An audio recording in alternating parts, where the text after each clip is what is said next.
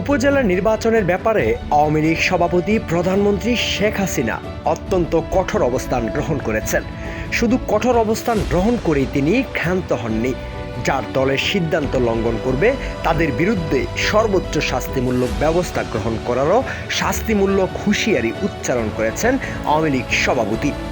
আর এ কারণে আওয়ামী লীগ সাধারণ সম্পাদক ওবায়দুল কাদের একের পর এক বৈঠক করছেন এবং মন্ত্রী এমপিদের স্বজনরা যাতে উপজেলা নির্বাচনে অংশ না নেন সেজন্য সতর্ক বার্তা ঘোষণা করছেন।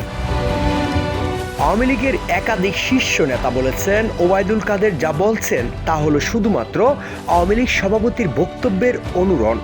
আওয়ামী লীগ সভাপতি যেভাবে তাকে নির্দেশনা দিচ্ছেন সে বক্তব্যই তিনি প্রচার করছেন।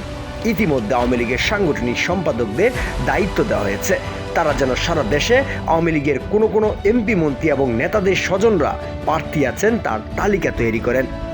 আওয়ামী লীগের পক্ষ থেকে 3টি বিষয়ের প্রতি সুনির্দিষ্ট নির্দেশনা দেওয়া হয়েছে। প্রথমত, কোনো মন্ত্রী, এমপি কিংবা প্রভাবশালী নেতা তার নিকট আত্মীয় বা স্বজনকে উপজেলা নির্বাচনে চেয়ারম্যান পদে প্রার্থী করতে পারবে না।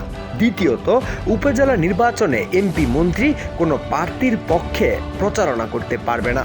তৃতীয়ত, কোনো মন্ত্রী, এমপি উপজেলা নির্বাচনে প্রভাব বিস্তারের জন্য প্রশাসন বা আইন শৃঙ্খলা বাহিনীর সঙ্গে হাত মেলাতে পারবেন না।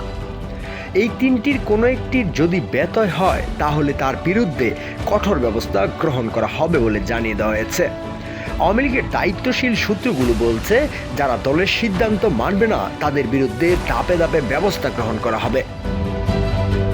অনুসন্ধানে দেখা গেছে, উপজেলা নির্বাচনের 3 ধাপে যে তফসিল নির্বাচন কমিশন ঘোষণা করেছে তার মধ্যে প্রথম ধাপে 27 জন মন্ত্রী, এমপি স্বজনরা উপজেলায় প্রার্থী হয়েছেন।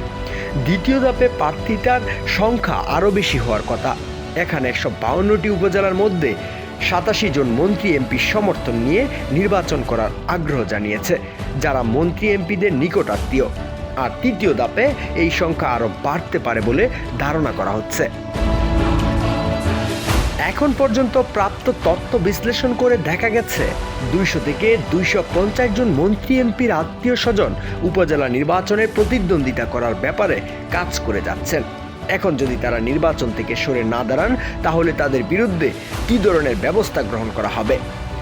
আওয়ামী লীগের একজন নেতা বলেছেন, আগামী 30 এপ্রিল দলের কেন্দ্রীয় কমিটির বৈঠক অনুষ্ঠিত হবে।